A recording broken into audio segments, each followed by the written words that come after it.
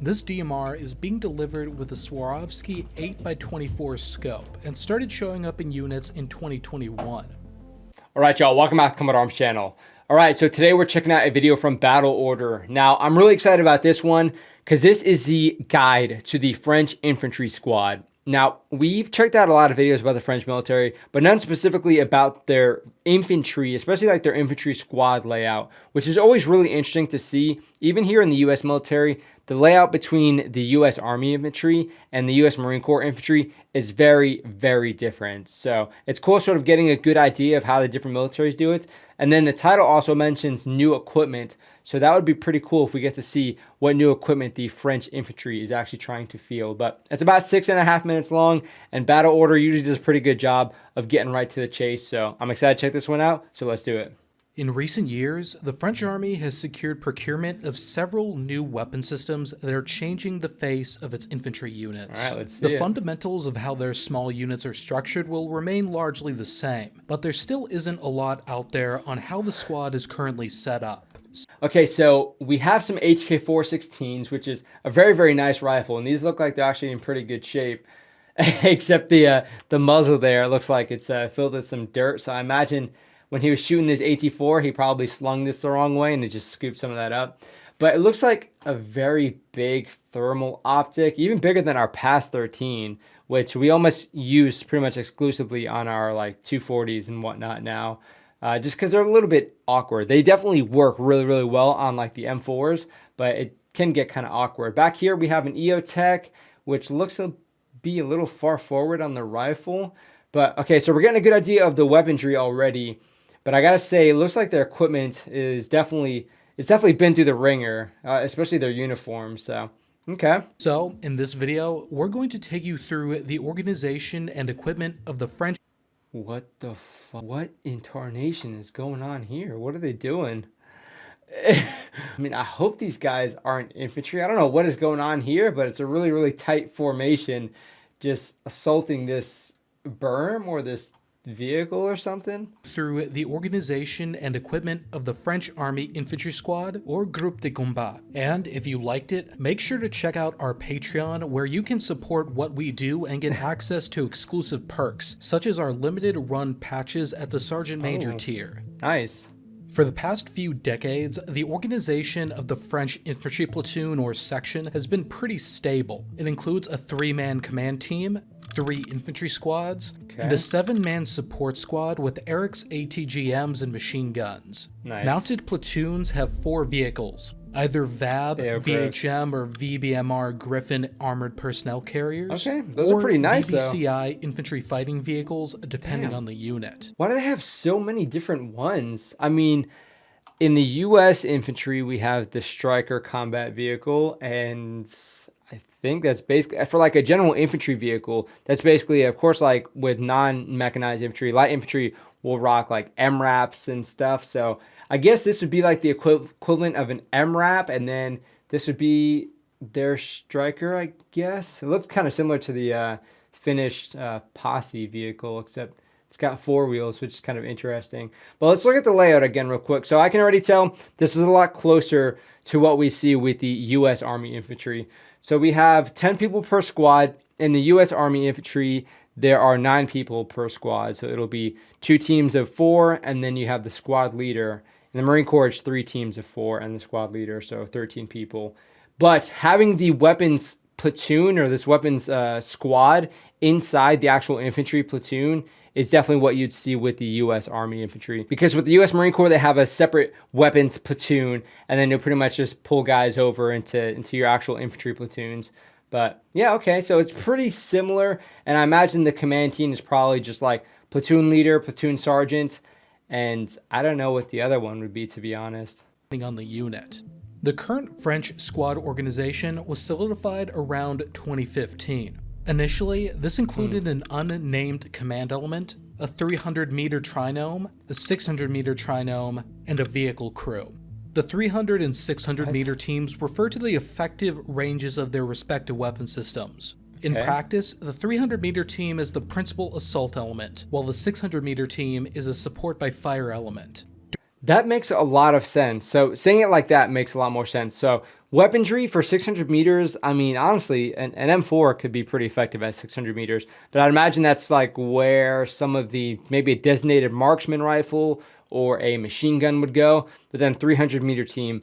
Now that sounds pretty good in theory, but having only 3 people actually push in and be the assault, not necessarily going to be that effective, especially when it's like a pretty big objective or even like a trench system. So having the support by fire, definitely a very good thing, so you can sort of, you know, lay suppression on that actual objective. But then of course you need enough people to actually push onto the objective so you can actually clear it and not just get a foothold and wait for more people. During the Cold War, these were the Shock and Fire teams, and now they have since been renamed to the Alpha and Bravo teams officially. Interesting. The squad typically comes under the leadership of a sergeant, but is sometimes led by a chief corporal, which is the French Army's highest junior enlisted rank.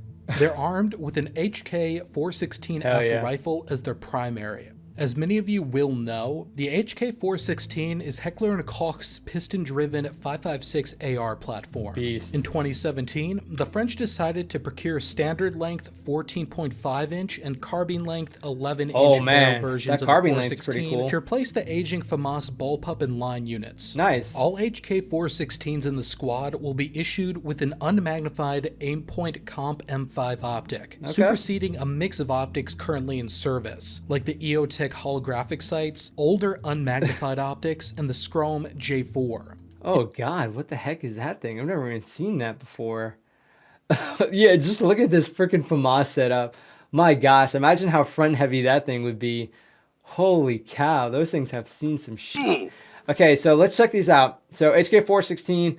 Now, the 11-inch definitely looks cooler. The 14.5 is definitely going to be a lot more effective as far as the ballistics for a 5.56 rifle. But I tend to go with, you know, shorter. I tend to like that more just because I tend to, you know, prefer things that are easy for CQB. But the aim point, a very, very solid optic. In the Army, we have like the M68s. They're decrepit at this point, so they're not very good. But getting a nice new aim point optic is very, very solid. In addition, a number of enhanced feline rifle optics with an attached unmagnified sight are used as well with the squad's 5.56 weapons. Good grief. This bulky attachment is a thermal sight with networking built in, meaning others in the platoon, including leadership, can tap in to see what the rifleman sees via a remote display. Pretty cool. In addition to this networked capability, it confers similar benefits to other thermal. Oh my gosh, what the fuck is this? What is this? I mean, I get it, but my god, it's like they strapped a literal television set on top of their rifle. Holy cow. I wonder how much that thing weighs. I mean, optics nowadays are actually getting pretty freaking light, but look how freaking massive and bulky that thing is. If you guys have had some experience with this, let me know how it is, but it just looks absurd. To other thermal sights, such as being able to acquire targets in obscure and dark conditions. However, actual combat application is very limited outside of defensive night operations. Okay, yeah. Pending future deliveries, all personnel in the squad will also be armed with the Glock 17 as a sidearm. Nice. Moving on, that's cool. Since 2015, the sergeant has had a designated marksman under their direct control. Nice. Likely a result of combat experience in Afghanistan and Mali, the marksman provides the squad leader with the ability to accurately engage. I'm sorry I'm pausing it so much, but I've not seen that rifle before either. My god, it looks like a Frankenstein rifle with like a FAMAS bipod or something. Targets beyond his Bravo team's 600 to 700 meter effective range. During the 2010s, the standard weapon of the marksman was the FR-F2 bolt-action rifle, which is an extensively modified version of the old MAS 36 rifle that has been accurized and chambered in 7.62 NATO with an effective range of 800 meters. More recently, the newer semi-automatic HK-417 has also been procured as an interim solution, and we've been told that certain units run a mix of both.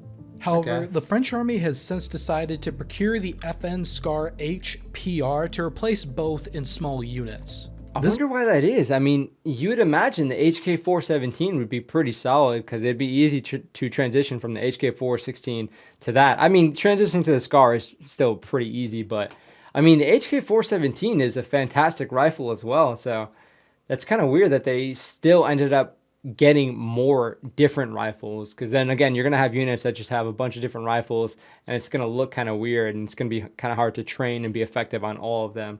But okay, Scar H is nice, and it looks like it has a variable optic on it too. HPR to replace both in small units. This DMR is being delivered with a Swarovski 8x24 scope and started showing up in units in 2021. The Alpha team, meanwhile, consists of 3 soldiers. These are the team leader, who's usually a corporal or chief corporal, and 2 grenadier voltigeurs, who are essentially riflemen.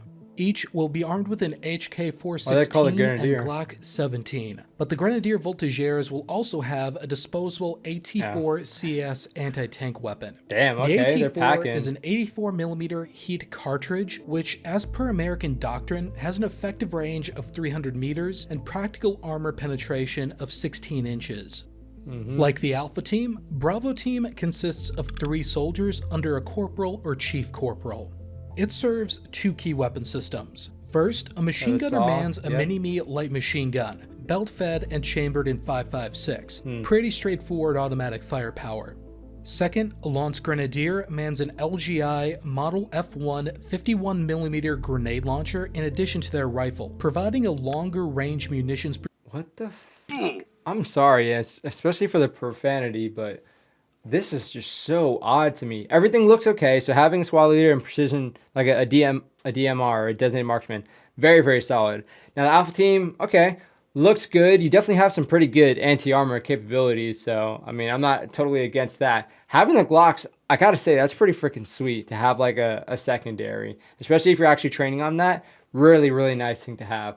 But the Bravo team, I gotta say, if they're gonna be switching out any of they're switching out, you know, HK-417s for the Scar. What they really should be switching out is this freaking mini-me. I don't know how theirs are, but our saws, the M249s, are just the freaking worst. Like, they're just so nitpicky. Even if you like maintain it like as good as you can, they're still super old and just super finicky, and they just fail a lot. But only having 1, 2 is kind of iffy, especially when you don't have like an assistant gunner or someone to sort of act in that role if they need to, because this guy's probably gonna be focused on this stuff as well. It looks like a 60mm mortar, almost like a handheld one, but they're saying it's a grenade launcher.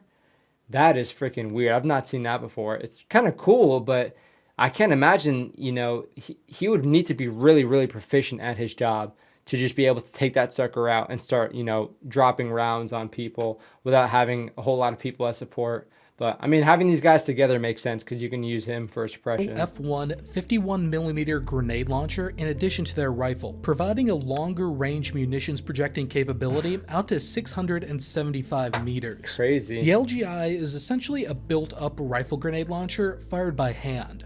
It comes with high explosive rounds with a lethal radius of about 20 meters, smoke, flares, and eventually infrared illuminators for use with passive infrared optics. But why not just like a mounted grenade launcher?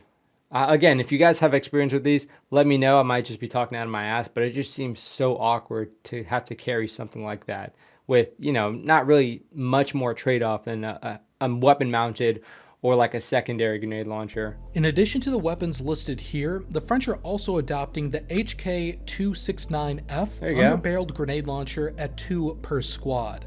As far as we can tell, they aren't replacing the LGI because it's seen as a pretty important weapon system. More likely is that they're going to partially or entirely replace conventional rifle grenades. Weren't sure who will get these. They still have rifle grenades. What's going on? Holy cow, man. They have everything. Man, I imagine managing the logistics for a French infantry unit, like having to get all the munitions. Oh my god, that's crazy. And having to carry all this stuff, especially like, I don't know what, I mean, I imagine you need an adapter to shoot one of these, or maybe you just put it on and shoot a blank. Honestly, I have no experience with like rifle mounted grenades like this, so. Weren't sure who will get these, but team leadership is an obvious guess. That sucks. Supporting this dismounted element, French units with the vehicles have 2 dedicated vehicle crewmen.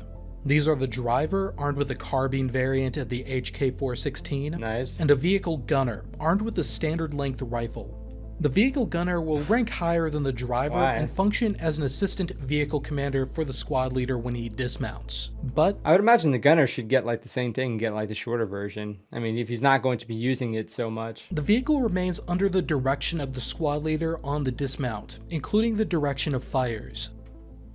If you enjoyed this video, check out this video where we take a look at the tactics and allocation of the Javelin anti-tank guided missile.